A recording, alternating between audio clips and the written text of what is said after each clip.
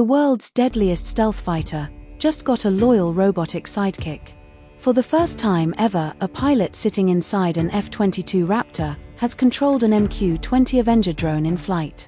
Yes, one pilot, two aircraft, flying as ONE. Before we begin, what do you think?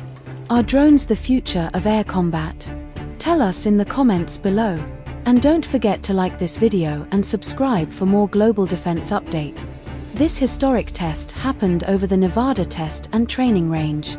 General Atomics, Lockheed Martin, and L3 Harris teamed up to make it happen.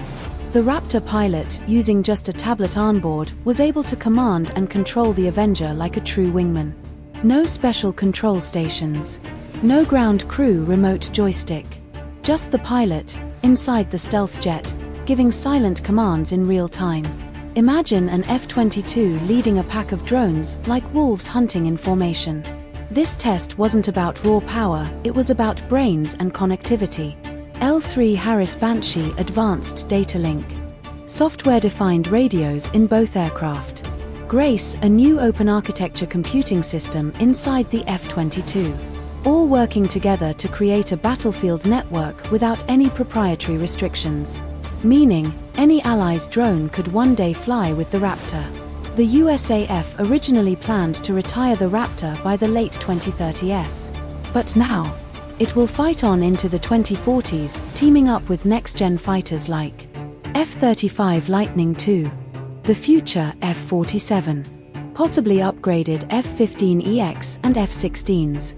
General Atomics and Anduril are already building the first batches of these loyal wingmen, the YFQ-42A and YFQ-44A.